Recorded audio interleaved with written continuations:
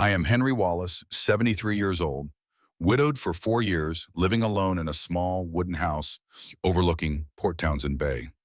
This place is so quiet that I can hear the faint flutter of sails offshore in the early mornings and the scent of fresh timber drifting from the boats under repair at the shipyard near the harbor. For 40 years, I worked as a wooden boat builder, from small fishing vessels to custom-ordered yachts. And Margaret, my wife, was the only person who could make me leave work early every afternoon to come home. Margaret died of kidney failure. We tried everything: medication, dialysis, endless trips back and forth from Seattle to the hospital. But the illness kept advancing, quietly yet relentlessly. I still remember the late nights, the steady hum of the dialysis machine, her hand growing colder in mine, her eyes still bright while her body weakened. At the time, I thought I knew what loss meant. It turns out loss has many different shapes. Today is the wedding day of Clara, our only daughter. I put on my navy suit, old but still a good fit, and pressed the collar myself. The silver gray tie was a gift from Margaret 15 years ago. I arrived at the hall early because I have always been the kind of person who shows up early for anything important. They say that at this age, you learn not to expect too much.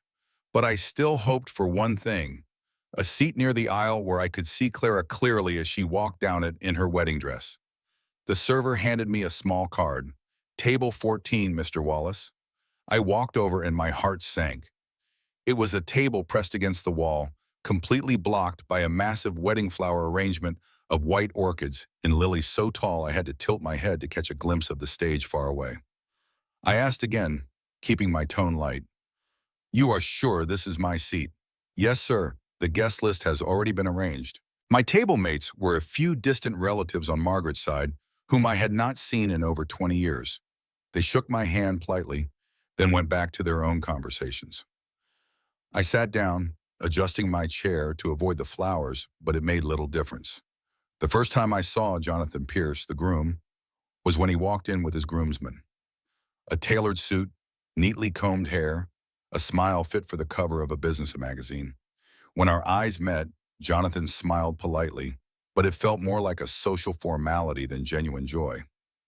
When the ceremony began, Clara appeared at the grand doors, holding the arm of a close friend of mine, the one who stood in for me to walk her down the aisle because my legs are not strong anymore. She was as beautiful as Margaret had been on our wedding day, her face a mix of happiness and nerves. I could not help but think of Margaret, of the way her eyes lit up the first time she saw Clara, and I wondered if she were here, what she would think of today. While everyone focused on the ceremony, I watched Jonathan, not just the busy groom greeting guests, but someone carefully scanning each person, noting what they wore, who they spoke to, and especially who was sitting alone. When his gaze passed over me again, I realized it was not by chance. It was the look of someone weighing a move in a game whose rules I had not yet learned. Our table was served drinks much later than the others. When the server finally brought my glass of wine, I smiled my thanks, but my mind was elsewhere. The flower arrangement in front of me was no longer just an obstruction. It felt like a deliberate way to keep me out of the center of the celebration. Far enough to be overlooked, far enough to be forgotten. After the ceremony, guests moved to the reception area. Jonathan came to my table, holding his glass of wine, wearing that same flawless smile. "Mr. Wallace, it is an honor to call you my father-in-law," he said. "I am sure that is a new title for you," I replied, keeping my voice light. "I hope we will have the chance to talk more. I believe we will work well together." "Work together?"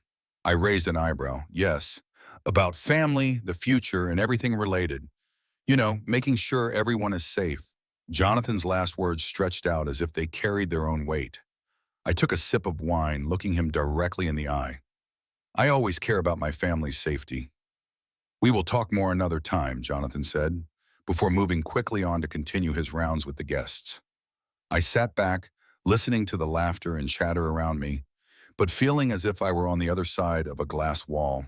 From that table against the wall, I could see the hierarchy in the room clearly: who was seated near the stage, who Jonathan and his new family were eager to engage with, and who, like me, had been placed far enough away to stay out of the main story. Margaret once said, Sometimes you do not need to say anything at all. Just look at how they arrange the seating and you will understand enough.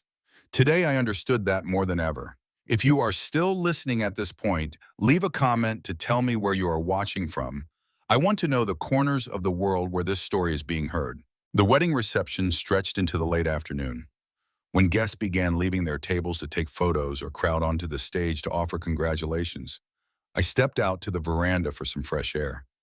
From there, I could see straight to the harbor, where the last sails of the day were returning. The scent of sea salt mixed with the fragrance of roses from the potted plants lining the quarter. Jonathan's voice came from behind me, deep, warm enough to sound like an invitation, but carrying something forced.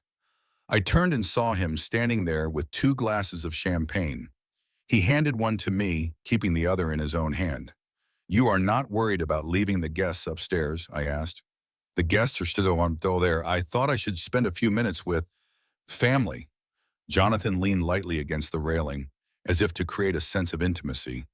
"Today has been wonderful." Clara looked radiant, did she not? "I think my daughter is happy. That is the most important thing." "Absolutely. I want everything for her to be the best. Not just today, but in the future as well. You know, the future, stability, safety." I took a sip of champagne. "Safety from what?" Jonathan smiled, tilting his head as if weighing his words. "You are a man of experience. You know older people are often vulnerable. Scams, financial mistakes, rash decisions. I have seen many unfortunate cases. I just want to be sure that will never happen to you." I rested my hand on the railing, looking him in the eye. "You are saying I need someone to watch over me." No, I am talking about cooperation. I have some experience in asset management and legal planning. We could sit down and discuss measures to protect your interests, just as a precaution." He spoke the words "protect your interests" with a softness as if it were a wedding gift to me. But I had heard such lines before from roving insurance brokers up and down the West Coast. The tone no different, only the wrapping changed. "I have never thought I needed anyone to protect me," I replied evenly. "Precisely because you have never thought so. That is why we should talk. No one can predict what might happen. And you know, clarifying everything in advance is always better." Jonathan smoothly shifted his champagne glass to his left hand, freeing his right to tap lightly on the railing beside me, a false gesture of closeness. "Here is what I propose. Next week I will take you to dinner. Just the 2 of us. I will share some ideas to ensure you are always safe." I stayed silent for a few seconds, looking down at the dark water gently rocking below the pier. It was the kind of silence most people would fill with a question or a refusal. I did not. I wanted him to believe he had planted a seed. "All right," I said slowly, "as long as that restaurant has decent baked cod." Jonathan laughed heartily as if he had just won a bet. "I know a perfect place. Next Thursday, 7 o'clock in the evening. I will take care of everything." We returned to the reception. He immediately merged into the crowd, moving among groups like a shark swimming through smaller fish, never staying in one spot for long, always searching for new eyes to capture. I went back to table 14, half a glass of champagne still in hand. From the shadow behind the flower arrangement, I watched Jonathan. He shook hands, smiled, leaned in to listen, then touched the other person's elbow lightly, as if sealing a bond of false familiarity. Not everyone notices that kind of approach, but I had seen it hundreds of times. At boat auctions, in contract offices, in harbor taverns. He was the kind of man who never did anything without personal gain. Clara appeared at my side, breathing quickly from running around for photos. "Dad, what do you think of Jonathan?" I looked at my daughter, her eyes shining with newlywed happiness. "He knows how to talk. He takes good care of everyone," Clara said, quickly, before hurrying off when the photographer called her. I set my glass down and leaned back in my chair. What Jonathan had just said was not concern. It was probing, a man wanting to know exactly where I stood before deciding his next step. And I, Henry Wallace, a boat builder who had spent his life reading waves and winds, knew I had just heard the sound of an undercurrent. Thursday, I went to the restaurant Jonathan had chosen, an upscale place right on the waterfront of the Port Townsend Marina. Outside, a polished brass sign gleamed, and inside, warm golden light reflected off large windows, looking out over the water. The servers, dressed in black suits, moved as smoothly as if gliding over the freshly polished deck of a new ship. Jonathan was already seated at a table near the window, his back to the sea, so that as I approached, I would have to take in the stunning view before facing him. A small detail, but one I noted. This was a man who understood how to stage a setting to hold the upper hand. Mr. Wallace, Jonathan stood, extending his hand with a smile bright as a spotlight. You look very sharp. I have been wearing this suit since Clara's wedding, I replied, shaking his hand. I suppose it is still good enough. We ordered wine, a type Jonathan pronounced in French, long and smooth like a mooring line. I did not care about the name, only observing how he deliberately chose the most expensive on the menu as a kind of test. When the glasses were set down, Jonathan pulled a thick folder from his leather bag and placed it in the center of the table as if it were a special menu prepared just for me. I have put together some documents for you to review, just basic steps to ensure you are always safe no matter what happens. I opened the folder. The first page was a full financial power of attorney. Next came a medical decision authority, property management authorization, and a broad clause granting full authority to act in all legal and personal matters. Every form had a space for the name of the designated agent, and Jonathan had already filled in his own, followed by and/or Clara Pierce in blue ink. Seems quite comprehensive, I said evenly. Sheila, this is the complete solution. You will not have to worry about bills, insurance, legal documents, or any medical decisions. Everything will be handled quickly, professionally, and in your best interest. He spoke smoothly like a luxury service advertisement, but I saw clearly. Every line was designed to strip away my decision-making power. Even in the property section, there was a clause allowing the agent to reallocate resources for the common benefit of the family, meaning if Jonathan wanted to sell my house, all he would need to do was sign and declare it was for the common good. I looked up, meeting his eyes, and according to this, you would be the designated agent. Jonathan tilted his head, his smile unchanged. Yes, I think it would be more convenient for someone in the family to take on that role. Clara fully agrees. We keep everything tidy, no need to involve outsiders. I swirled my wine, leaving red ripples along the glass. You know, Margaret, my wife, always advised me to consult a lawyer before signing anything. Old habits die hard. Jonathan's smile faltered for just a fraction of a second, but I caught it. Of course, you can do that, though I do not think it is necessary. I have done this for several others. Everything went smoothly, no trouble at all. It is still better if I hear my own lawyer's opinion, I said, my tone gentle but firm. Mr. Wallace, Jonathan leaned in slightly, lowering his voice. This should be done quickly. Documents like this, the longer they wait, the more complicated they become. Now is the best time. I set the folder down neatly on the table. You make it sound like this is a chance to buy a boat at a discount, but I am not in a hurry. His eyes darkened briefly, then the smile returned, thinner and harder. I just want to be sure you do not face any risks. You live alone. One wrong decision could be very costly. That is touching of you to worry, I said, placing my glass down, but I am not in the habit of signing anything before I understand exactly what I am doing. And I need someone to explain every word in terms I can understand. Jonathan said nothing for a few seconds. The air between us felt like the sea before a storm, still, but with tension beneath. If that is what you want, he finally said, we will wait, but I advise you to decide soon. Oh, I will consider it, I smiled. When my lawyer says yes, I will call you. He nodded, but I knew in his mind Jonathan was already recalculating. It was clear he was not just looking for a chance to protect me, he was trying to own me on paper. Dinner ended with some small talk about Clara, Jonathan's work, and vague promises of a close-knit family. But as I left the restaurant, I was certain of one thing. Jonathan Pierce was not just a new son-in-law, he was a predator, and the target was me. And if he wanted to play this game, I would be the one setting the board. The next morning, I sat at the kitchen table, looking out at the yard damp with dew.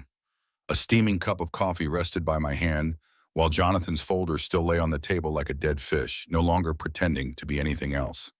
I had lived long enough to know that when someone tries to be your friend too quickly, especially when they have a power of attorney in their hands. Family ties are nothing more than a curtain hiding another motive.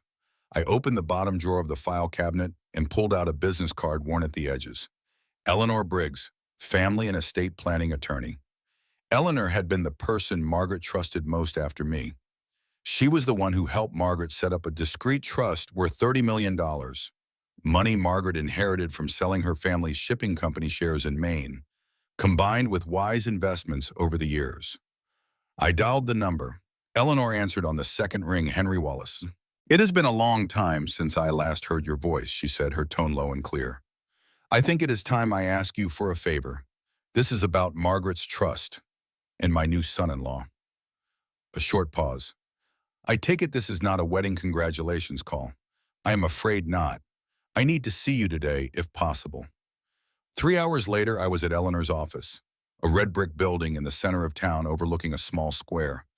She wore a dark gray suit, her hair neatly tied back, eyes both sharp and warm. "Start from the beginning," she said, pouring me a cup of tea.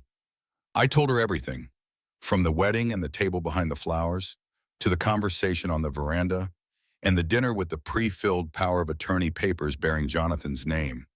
Eleanor did not take notes, just listened, her eyes narrowing as I described the clauses in the documents. "Classic," she said when I finished. "The standard approach targeting older people. Create a sense of urgency, speak with sweetness, promise safety. And if you sign, you lose control over everything. Your assets, your medical decisions, even where you live." I take it he knows exactly what he is doing. More than enough. The problem is, he does not know what you still have in your hand. I lean back in my chair. I want to keep it as Margaret intended, silent about the money until it is needed. And now is that time. "Then we will use the trust as both a shield and a sword," Eleanor said. "But first, we need to understand the opponent." She called her assistant in with a laptop. "I can have someone investigate Jonathan's background and finances. If he has debts, fraud, or any lawsuits, we will know. I want to know everything. Not just to protect me, but I have a feeling I am not his only target." 2 days later, Eleanor called me back to her office. When I arrived, she had a thick file spread across the table. "You were right," she said. "Jonathan Pierce owes more than $500,000. Most of it is gambling debt, the rest high-interest personal loans. And here is the worst part. He has ties to at least 3 fake financial consulting firms targeting elderly people in California, Arizona, and Oregon." She pointed to a diagram on the screen, company names connected by lines. In the center, the name Pierce Consulting, LLC, registered under Jonathan. "We found complaints from several states. The pattern is always the same. Approach the elderly through family or community connections, offer to protect their assets, then use a power of attorney to sell property and drain accounts." I looked at the bold words. "Elder financial exploitation, pending investigation." Has he ever been charged? Yes, but never enough evidence to convict. People like him make sure others sign willingly, and victims rarely want to go to court. I was silent for a moment, then said, "If he thinks I'm going to be one of those people who rarely go to court, he has chosen the wrong man." Eleanor nodded. "We will need to bait him, get him to reveal both his intentions and his methods. You will pretend to be interested in his offer so that he pushes further." "I can do that. I have spent my life knowing when to drop anchor and when to pull in the sails." She gave a thin smile. "Good.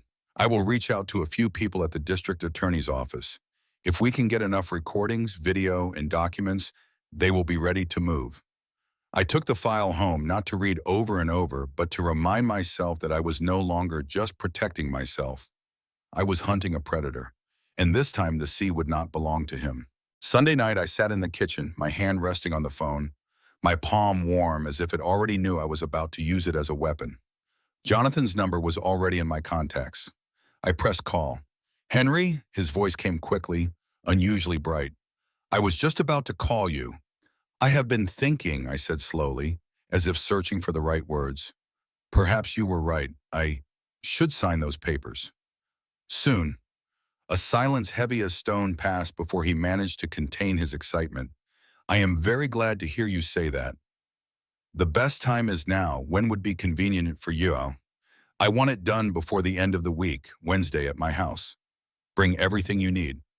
Perfect, Jonathan replied, unable to hide the urgency in his tone. I will bring a notary so everything can be official right away. As soon as I hung up, I called Eleanor. You just bit the bait, she said. Now we draw the net.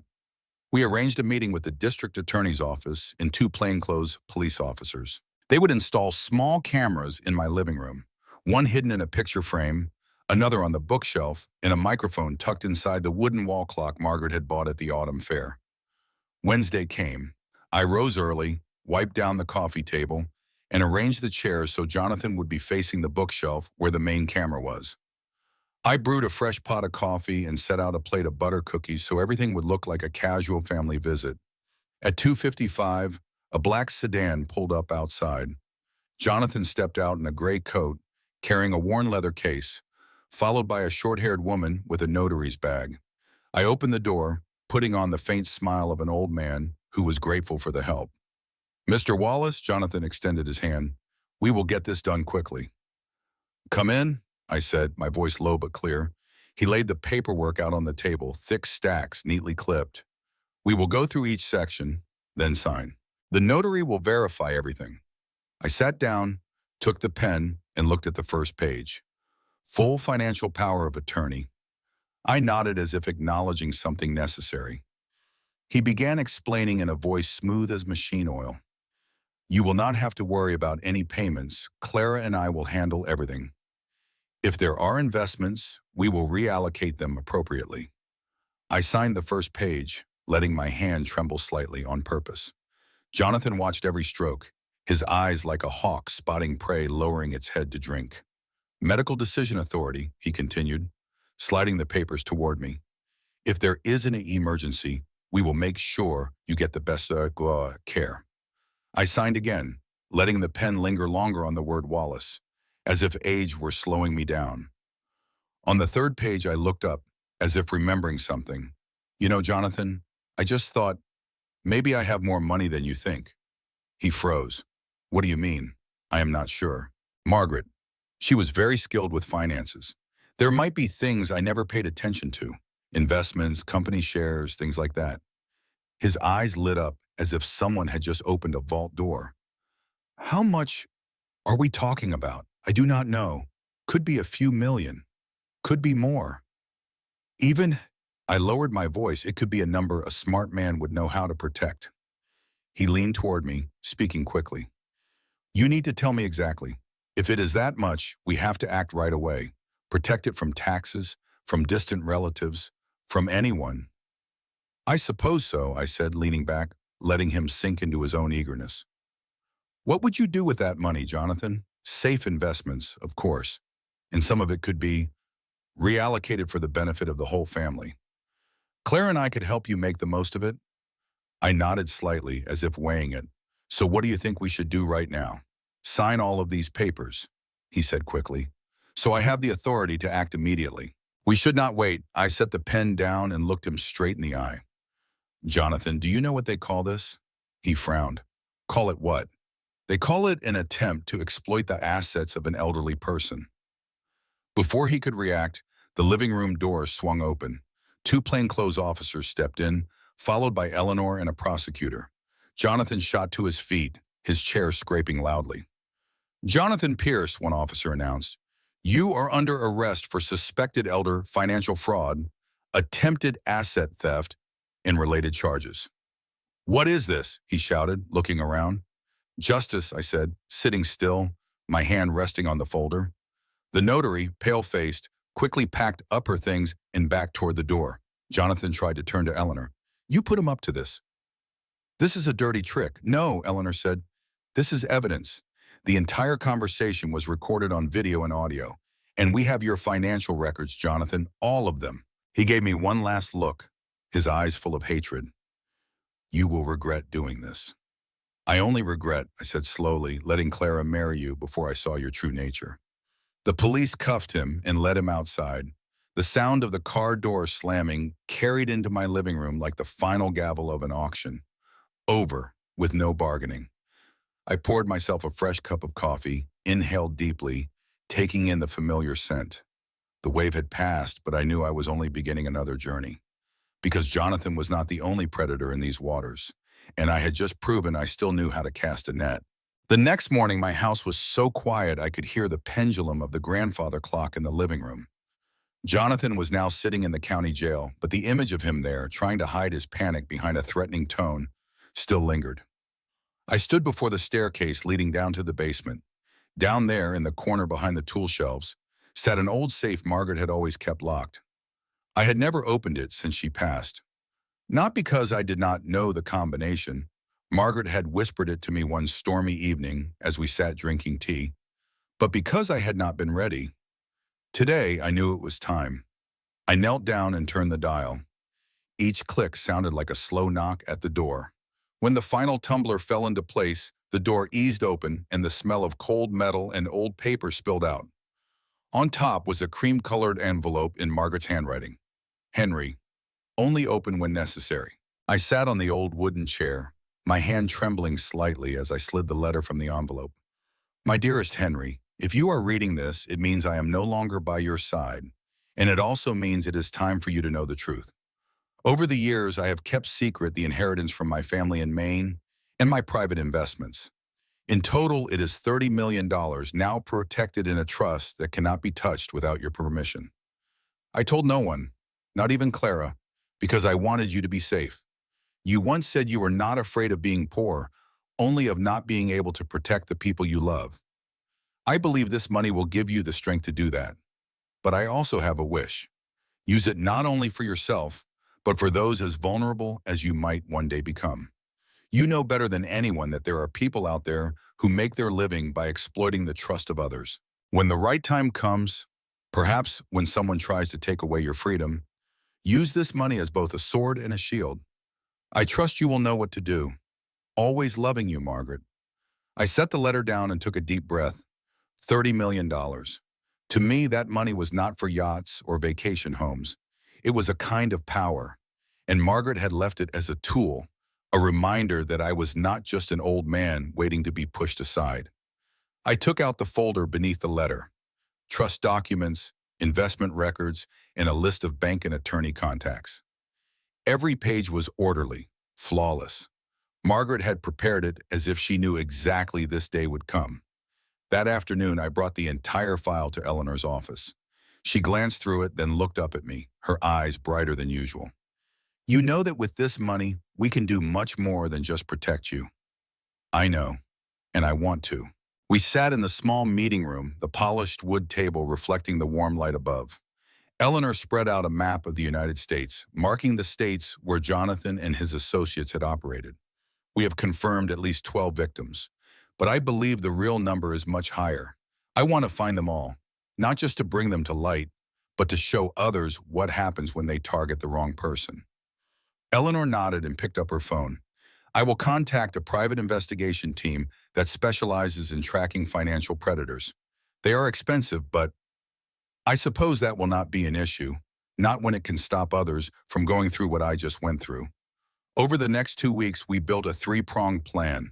Expanded investigations from track every trace of Jonathan's, from bank accounts and fake investment deals to cold call offers of asset protection in other states. Legal coordination. Work directly with district attorneys, providing evidence and funding investigations so cases would not stall for lack of resources. Victim protection. Hire private attorneys for elderly people who had lost control of their assets, helping them regain legal rights and recover stolen funds. Margaret's money began moving into smaller dedicated funds, each responsible for one part of the campaign. I signed every document, feeling as though I were launching new ships, not to trade, but to hunt pirates. One evening while I was sitting in the kitchen reviewing the first report, Eleanor called. Henry, we just found a connection between Jonathan and a scam network in 3 Western states. And you will want to hear this. Some names in that network match the guest list from Clara's wedding. I leaned back in my chair. So he did not just appear by chance. This was planned from the start. Exactly. And we are going to tear it out at the roots. I looked toward the photo of Margaret on the wall. She was smiling, her hand on the rail of the boat I had built for our 30th anniversary. I thought she would smile, knowing that the money she safeguarded was now becoming a storm, sweeping away the very predators she had once feared might come. That night, I opened the letter again and read the last line once more. "I trust you will know what to do," I whispered into the quiet. "I know, Maggie, and I will see it through."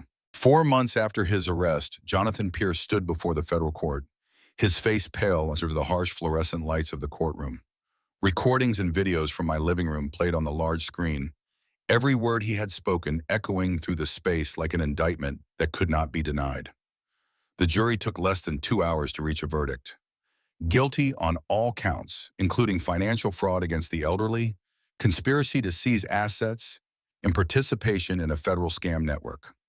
When the judge sentenced him to 18 years in prison and full restitution of the stolen funds, I sat in the front row, my eyes never leaving him. Jonathan glanced at me once, his look a mix of hatred and helplessness. I answered with only a slow nod, closing an old chapter. But the story did not end with him. The extended investigation from Jonathan's case led to the dismantling of an entire fraud network operating across 8 states, with more than 30 people arrested and tens of millions of dollars recovered. Victims, most of them elderly, began to reclaim not only a portion of their assets, but, more importantly, control over their own lives.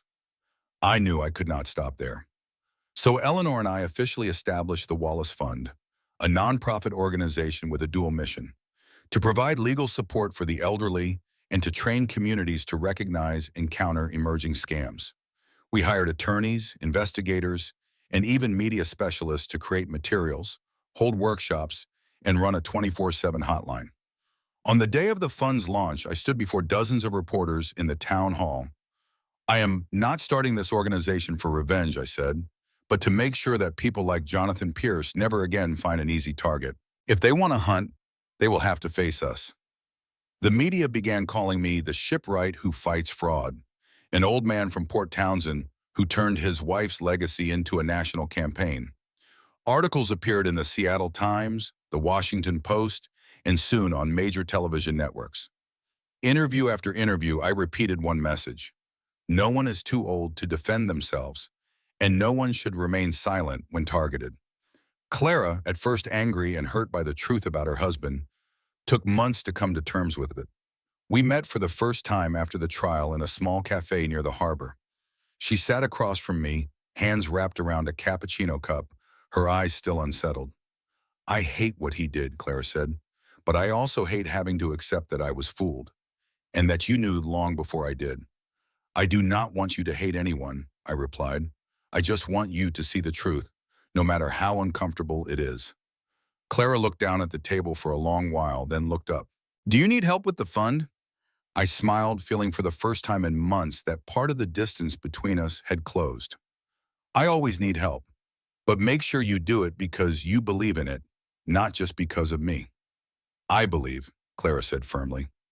A few weeks later, Clara began attending community workshops, telling her own story about loving someone she thought was trustworthy and how that trust was exploited.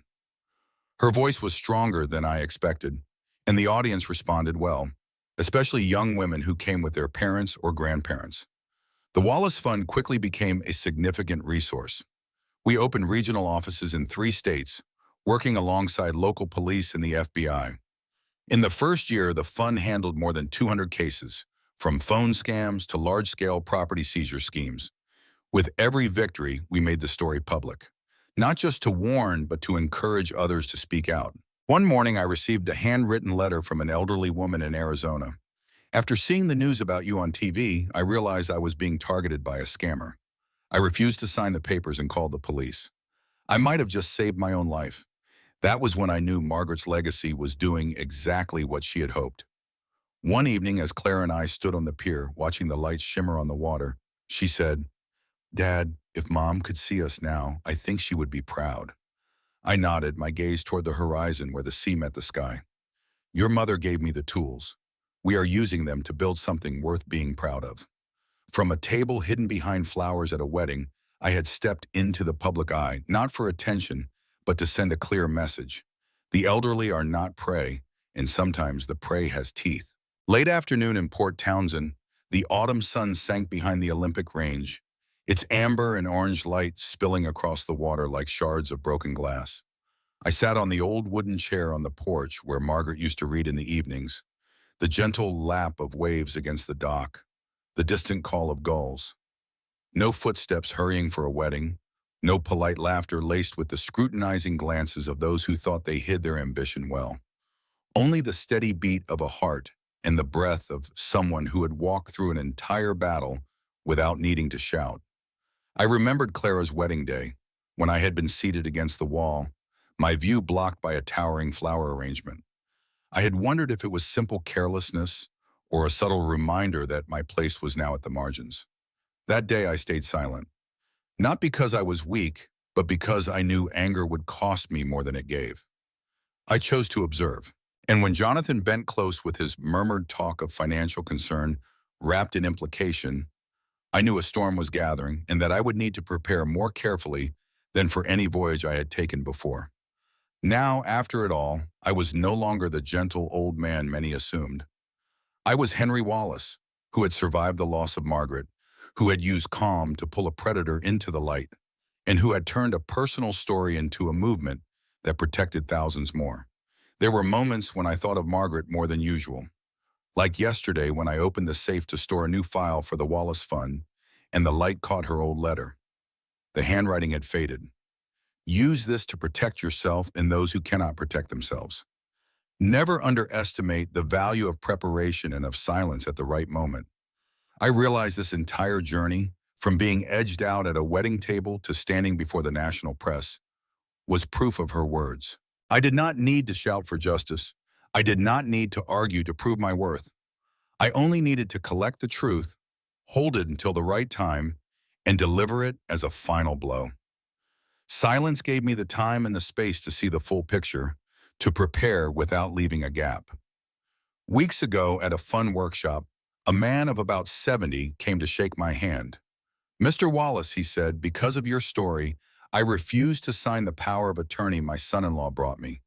He was angry, but I know I avoided a trap.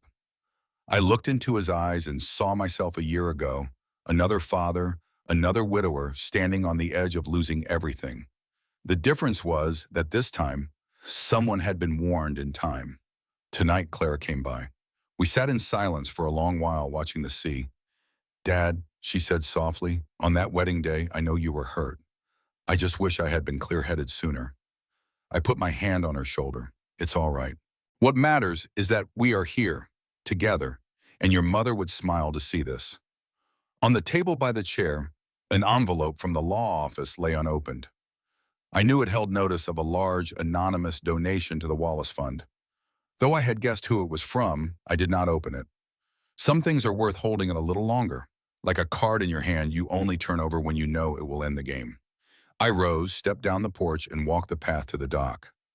The water under the wooden planks reflected the sunset, small waves rippling. I stopped, breathed deep the salt and old wood, and told myself my greatest victory was not bringing Jonathan to court, but reclaiming peace for myself, for Clara, and for those who never had the chance to protect themselves. Some think silence is weakness, but I know when paired with preparation, it is the strongest weapon there is. And when the time comes, it will sound louder than any shout. If this story speaks to you, subscribe to the channel to see more journeys of reclaiming justice through intellect, patience, and the power of silence. Because sometimes one person standing, silent at the right moment, is enough to change the entire game.